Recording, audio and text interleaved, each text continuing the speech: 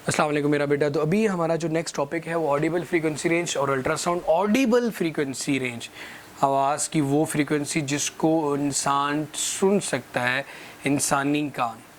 तो भैया यहाँ पे ज़रा 3 वर्ड्स याद रखिएगा।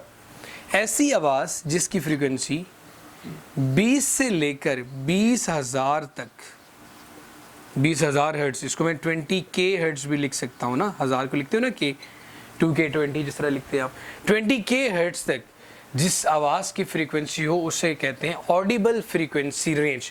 ऐसी आवाज़ जिसको सुना जा सकता है।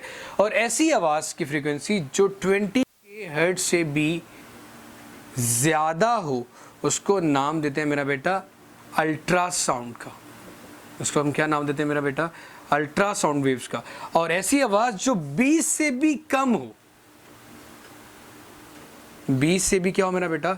कम हो, उसको हम नाम देते हैं इंफ्रारेड साउंड का। सो 3 तरह की आ गई हमारी ऑडिबल फ्रीक्वेंसी रेंज है 20 से लेकर 20,000 हर्ट्ज तक के दरमियान। कम होगी तो इंफ्रारेड, ज़्यादा होगी तो आपके पास अल्ट्रासाउंड। लेकिन different people have different range of audibility. It also decreases with as.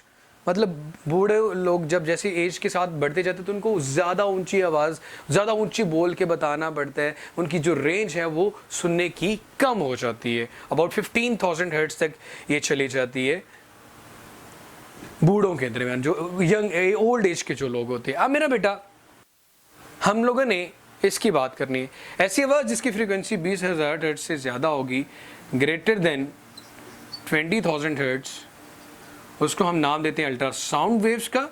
और एक्चुअली जो हमारा अभी का टॉपिक है वो बहुत इंपॉर्टेंट इसी से रेलिवेंट है कि अल्ट्रासाउंड वेव्स, आप लोगों ने बड़े अच्छे से सुना होगा। अल्ट्रासाउंड बोलते ही आपके ज़हन में वो अल्ट्रासाउंड आ चुकी होगी जो कि डॉक्टर करते हैं किडनीज वगैरह, किडनी में जो स्टोन है उसको डायग्नोज वगैरह करने के लिए। होता क्या भाई, आप लोगों ने ये रिलेशन पढ़ा था, V = F लैम्डा। अब जहरी सी बात है, इसकी फ्रीक्वेंसी ज़्यादा है क्योंकि 20,000 हर्ट्ज है, लेकिन फ्रीक्वेंसी और वेवलेंथ के दरमियान तो इनवर्स रिलेशन है। मतलब इसकी जो वेवलेंथ का मतलब होता है एक क्रस्ट से दूसरे क्रस्ट, एक कंप्रेशन से दूसरे कंप्रेशन तक कितना डिस्टेंस है, वो डिस्टेंस बहुत कम है। मतलब ये वेव की फ्रीक्वेंसी या एनर्जी इतनी ज़्यादा है लेकिन वेवलेंथ इतनी शॉर्ट है कि इंसान की बॉडी के अंदर भी इजीली एंटर हो जाती। इसलिए हम अल्ट्रासाउंड वेव्स का इस्तेमाल करते हैं ह्यूमन बॉडी को डायग्नोज करने के लिए, तशखीस करने के लिए, इंटरनल पार्ट को स्क्रीन के ऊपर देखने के लिए। पेज नंबर 31 पे आपको नजर आ रही होगी। सो रिफ्लेक्शन से इमेज अपेयर होता है तो आप देख सकते हो। उसके बाद हमारी आर्टरीज के अंदर जो खून के लोथड़े बन जाते हैं, ब्लड क्लॉट, उनको रिमूव करने के लिए भी अल्ट्रासाउंड वेव्स का इस्तेमाल किया जाता है। उसके बाद जो सबसे इसका मज़ेदार इस्तेमाल है मेरे भाई, वो ये है सोनार। सोनार ये नहीं कि जेवरात बनाने वाले, sound navigation and ranging. Ocean, समंदर या दरिया की डेप्थ को कैलकुलेट करने के लिए सिंपली क्या करते हो भाई, आप अल्ट्रासाउंड वेव्स को जमीन की तरफ नीचे फेंकते हो। जब ये सी बेड के साथ जाके टकराती हैं, बैक होके वापस आती हैं। Speed of the sound waves आपको पता है, ठीक है, फ्रीक्वेंसी भी पता है, और आप इस तरह क्या कैलकुलेट कर सकते हैं उसका डिस्टेंस, कितने टाइम में रिफ्लेक्ट बैक होके वापस आई। आपने टाइम स्टॉप वॉच से यूज कैलकुलेट कर लिया। उसके बाद स्पीड आपको पता थी, सो फार्मूला क्या यूज किया, S = V × T।